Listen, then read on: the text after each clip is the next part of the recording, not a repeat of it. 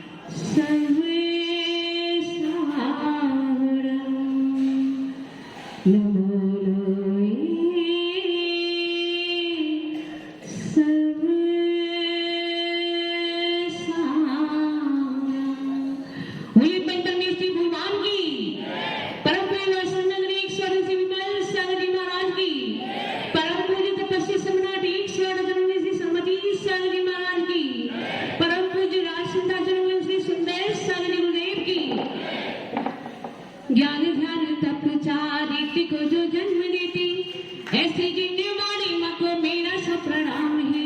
ज्ञान ध्यान तप चारित्र को जो जन्म देती, ऐसी जिन्हें वाणी माँ को मेरा सब प्रणाम है। धीर वीर आवामान जो बनाती ज्योतिमान, ऐसी जिन्हें देव की प्रिया को सब प्रणाम है। ऐसी जिन्हें देव की प्रिया को सब प्रणाम है।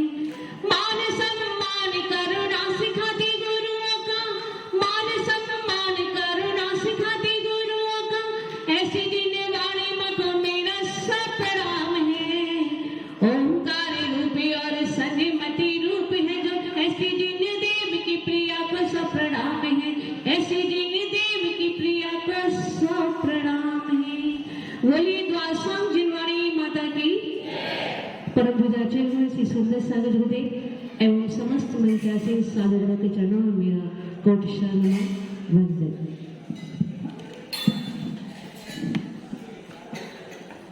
पिछली बार अपनी बात चल रही थी कि जब भी कोई भव्य पुरुष प्रातः काल में अपनी आंखों को खोलता है और तैयार होकर के सर्वप्रथम भगवान के दर्शन के लिए जाता है, क्योंकि वे भगवान कैसे हैं?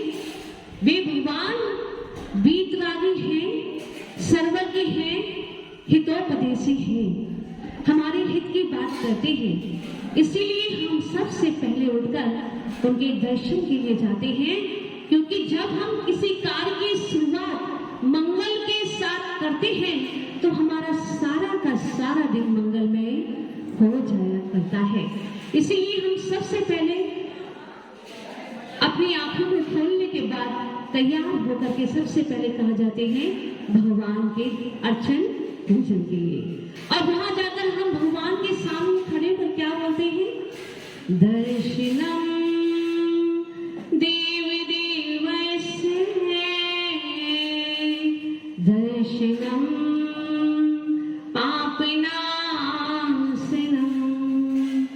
दर्शनम स्वर्ग सोपानम दर्शनम मोक्ष साधनम। दर्शनम देव देवस्य है, इस पर हम चर्चा कर चुके थे।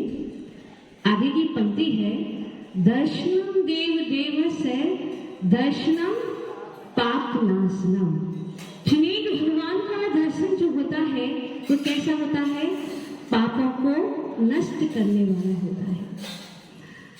हम सामान्यतः किसी सुंदर पुरुष को या स्त्री को जब देखते हैं, एक बार देख लेते हैं तो उसे बार बार देखने की इच्छा होती है। ऐसा होता है क्या? हम पीछे मुड़कर भी उसको देखना चाहते हैं, उसके रूप को निहारना चाहते हैं, उसके सौंदर्य का रसपान करना चाहते हैं। हम सभी करते हैं ऐसा। तो जो संसार में लोकोत्तम सौंदर्यशाली हैं, जिनकी देह ऐसे उत्कृष्ट परमाणुओं से बनी है, वैसे परमाणु संसार में कहीं भी उपलब्ध नहीं है। जितने सर्वोत्कृष्ट उत्कृष्ट परमाणु थे वे सब के सब की देह यष्टि में ही लग गए और किसी के लिए बचे ही नहीं। तो ऐसा लोकोत्तम जिनका रूप है, सौंदर्य है, जहां से साकार शांति का अनुभव हो रहा है, ऐसे जिन्हें भगवान की प्रतिकृति को भी जब हम देखते हैं, साक्षात दर्शन की बात नहीं कर रहे, केवल अभी उनकी प्रतिकृति की ही बात कर रहे हैं। जब हम उनकी प्रतिकृति को अपलक निहारते हैं, एकाग्र होकर के देखते हैं, तो हमारे अनंत अनंत पाप नष्ट हो जाया करते हैं। हम कहते हैं ना, नाम तुम्हारा तारनहारा, कब तेरा दर्शन होगा, तेरी प्रतिमा इतनी सुंदर, तू कितना सुंदर होगा, तू कितना सुंदर होगा। तो ऐसे अनंत परमेश्वरी, ऐसे भगवान जो संसार के सर्वोत्कृष्ट परमाणुओं से बनकर बने हैं, उनकी प्रतिमा का भी जब हम, उनके नाम का भी जब हम स्मरण करते हैं, तो हमारे पाप नष्ट हो जाया करते हैं। बंधुओं, हमने शायद नहीं सुना होगा कि कर्मों में दो कर्म होते हैं। कौन से? निघट्टी और निकाचित। ये दो कर्म ऐसे हैं जो एक बार जीव को बंद हो जाते हैं तो सरलता से छोड़ते नहीं हैं, अपना पूरा का पूरा फल देकर जाते हैं। और फल भी ऐसा होता है जो हमारी नाक में नकेल डाल देता है।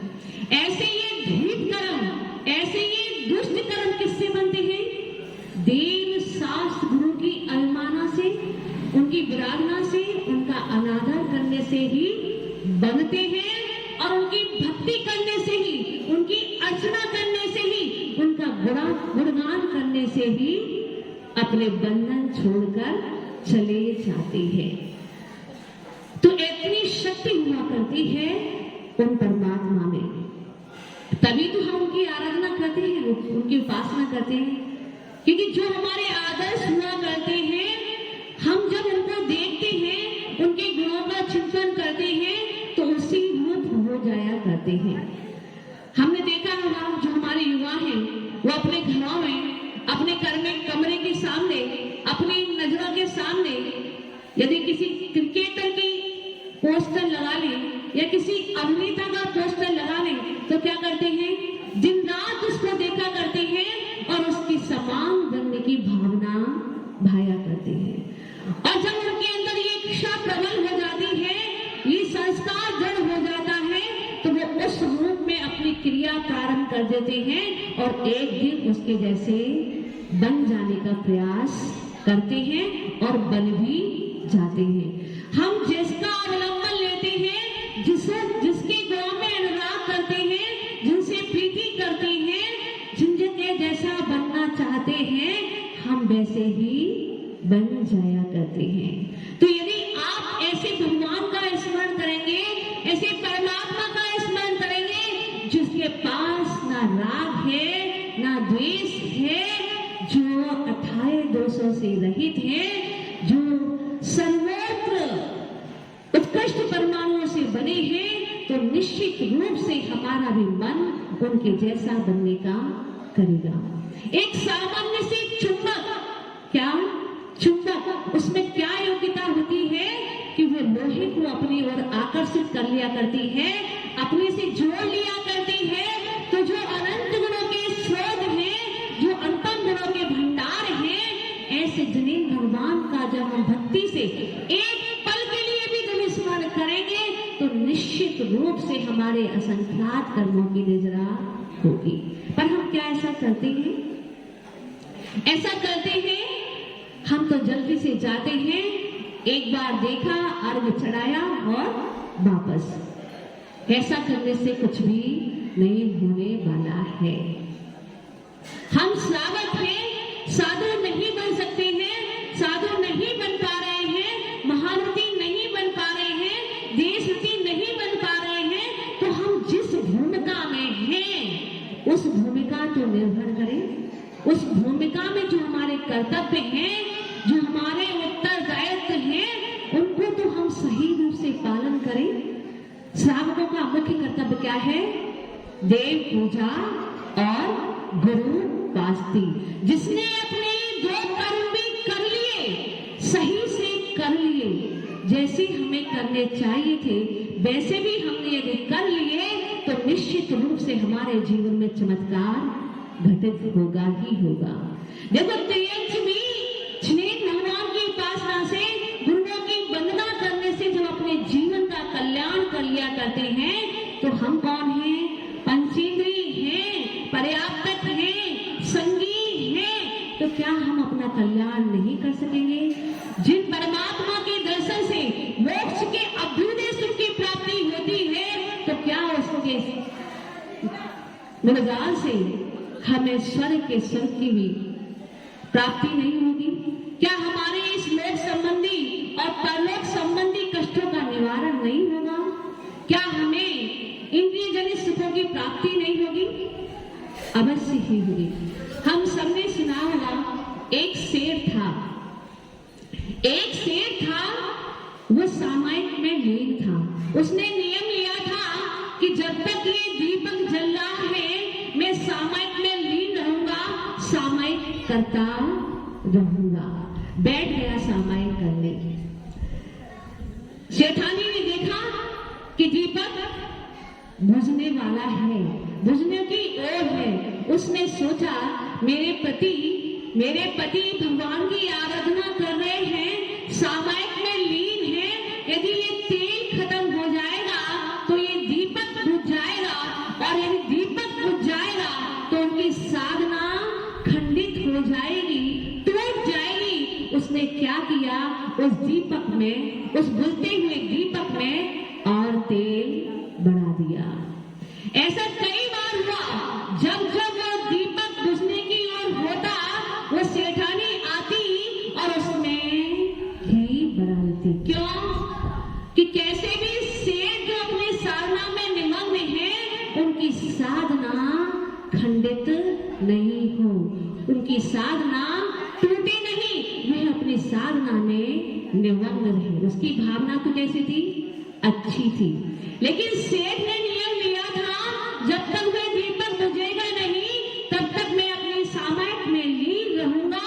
तो जब भी दीपक बुझने का होता सेठानी आके घी बढ़ा देती और वह दीपक फिर से प्रज्वलित होता। यही क्रम चलता रहा। घंटे, 2 घंटे, 4 घंटे हो गए।